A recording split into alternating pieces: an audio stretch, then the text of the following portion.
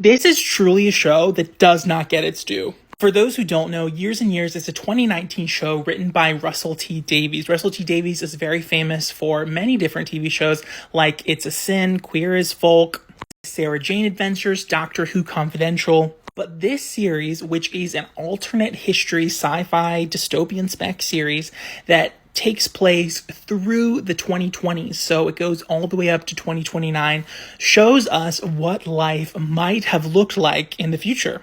And while a lot of this is speculative because the show was released in 2019 and is dealing with a decade in the future, they nailed a lot of stuff completely right. One of the show's main characters is Tania Miller, who you might remember from The Peripheral.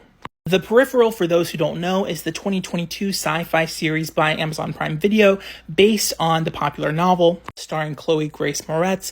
It started off really strong. It kind of fumbled around the middle, and it sort of left us anticipating a little bit too much and not giving us enough answers at the end. It was sadly not renewed for season 2. But Tania Miller also starred in this show, and she is sort of the matriarch of the Lyons family in Years and Years. Now, she is not a Lyons by blood, she's a Lyons by marriage, and she marries Stephen Lyons. Here's a picture of most of the family members. Now, this picture, and I think that part of the problem with why the show wasn't more just talked about was because a lot of the promo materials kind of made it seem like it was like a weird, like kind of sappy sitcom. Like, this show to me does not convey, this picture does not convey in the slightest what this series is about. But this is the Lyons family, and basically it's about a family who is just experiencing all of the political tumult that is happening in Britain at the time of the show's events. The show also stars Emma Thompson, who plays Vivian Rook. Now, Emma Thompson forever lives in my imagination as Professor Trelawney from Harry Potter. If you know, you know. But in this series, Emma Thompson plays Vivian Rook, who's this very far-right, like she's the leader of this quite populist alt-right type of party. And she gains a lot of traction right from the opening, like cold open of the show by being incredibly crass and indifferent to the suffering of people outside of Britain, really engaging in populist sentiment about how she doesn't care about international relations or international wars or anything that's going on outside of Britain's borders. All she cares about is if her bins are taken out. This is meant to echo the sort of populist message that the right, utilizes in the United States. Figures like Donald Trump, figures like Mike Pence. The show, which The Guardian called 2019's most terrifying TV show, is so terrifying because it is so accurate and so uncanny to the events that we're currently living through.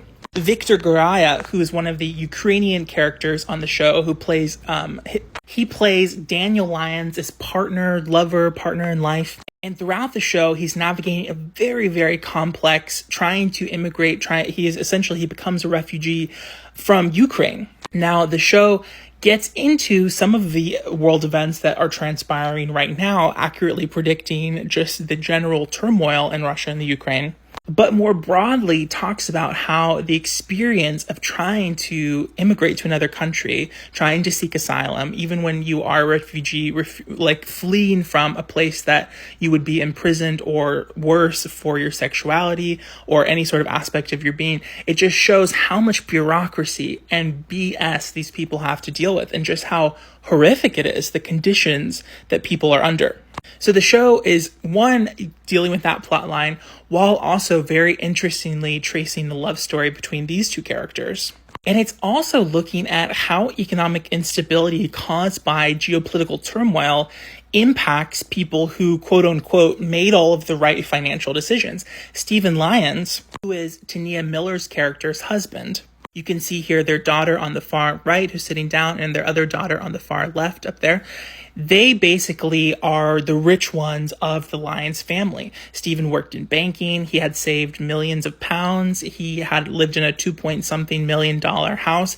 And due to a financial transaction that he made when selling the house to free up capital, all of his money was lost because there was a run on the bank. The bank was viewed as completely insolvent the morning after he had made this transaction. And because banks are only, obligated to ensure whatever the local regulations are, I believe in the United States, I think it's $250,000 up to on a proper bank, a retail bank, like Bank of America or something. And then on a brokerage account, if you're investing money, I think it's up to $500,000. But in the UK, in the show, I don't know if this is how it is in real life, Oh my gosh, do you hear that noise? In this show, it's only 85,000 pounds. So this man who has, with his wife, worked their entire lives and who has actually, accumulated this huge fortune, he loses it all in an instant. And it shows how quickly economic instability can impact banking. And he suddenly is thrust from this kind of upper class person to immediately working class and has to drive a bike and deliver parcels. Another major plot line that is explored is with Bethany's character. Now, Bethany is kind of the techie of the family. If we go back to the family portrait, you see that she is here on the bottom right. She is the daughter of Stephen Lyons, who's sitting right to her left, and then her mother, Celeste Lyons, who's right above her. Now, right from the onset, we learn that Bethany doesn't really feel at home in her body, and her parents assume that her searches about becoming trans is that she wants to, in the conception of what is popularly known as trans, become transsexual, that she wants to either change her gender, change her sexual orientation. And so because they're very classically wealthy liberals, they're so accepting. But we learn actually that she doesn't want to become a different gender. She wants to completely discard her body and become transhuman. Now, transhumanism is something, I believe there's 2 million people who subscribe to this philosophy globally that are recorded. And these are people that believe that humans have not reached their final form until our synapses, until our thoughts, until our memories can be encoded into data and we can essentially live forever online. Now, there are some people, futurists like Michio Kaku and Ray Kurzweil, who begin to delve into this with thoughts on the singularity. You might have, read Ray Kurzweil's The Singularity is Near, or Michio Kaku's The Physics of the Future. I mean, there's so many books about futurism written, but this is going to become a growing thing as we integrate further with technology. And I feel like the show is quite thoughtful in the way it explores this, but it also is quite honest in that this intergenerational divide so often, the generation above just can't even conceptualize what the kid is talking about, because they're like, what do you mean you want to leave behind your body and become data in living in the internet? It's such a fascinating plot line. So one of the reasons I love the show is because of that as well. It's just interesting. Now, one of the characters I also love is Edith Lyons. Edith is the older sister who is kind of absent for much of the Lyons' lives. They are really interacting with each other in a quite typical basis. They all live pretty close to each other. They get together for family reunions ever so often.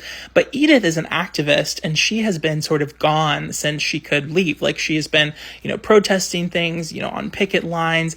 And the show's opening episode, which really excellently traces a large span of time and also a lot of tension, shows how there is, I don't want to reveal the kind of pilot spoiler because it's such a great cliffhanger, but shows how the physical effects of that activism on Edith.